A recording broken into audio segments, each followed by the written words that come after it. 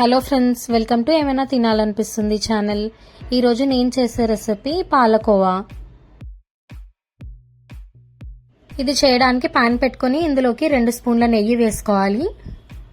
నెయ్యి కరిగిన తర్వాత ఇందులోకి 1/2 కప్ పాలని వేసుకోవాలి.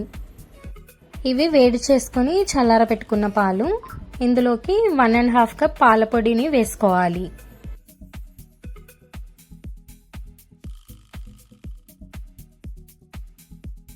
ఇప్పుడు దీన్ని మీడియం ఫ్లేమ్లో పెట్టుకొని పాన్ నుంచి సపరేట్ అయ్యేంత వరకు కలుపుతూ ఉండాలి.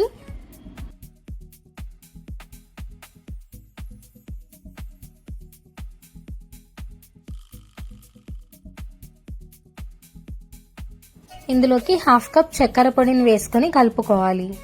ఈ ప్రాసెస్ చేసేటప్పుడు మంటని మొత్తం మీడియం ఫ్లేమ్లో పెట్టుకొని చేసుకోవాలి.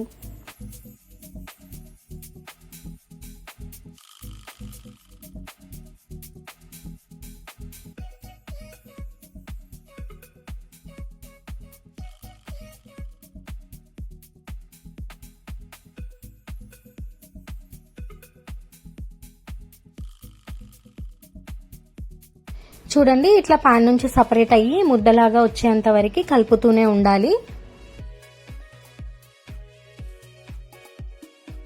ఇప్పుడు ఇందులోకి ఫ్లేవర్ కోసం కొంచెం ఇలాచి పొడిని యాడ్ చేసుకోవాలి.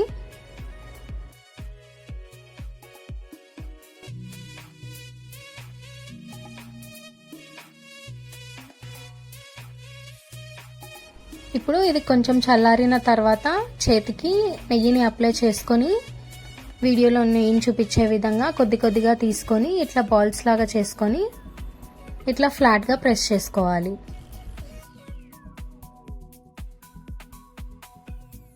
మొత్తం అంతా ఈ విధంగానే చేసుకొని తీసుకోవాలి.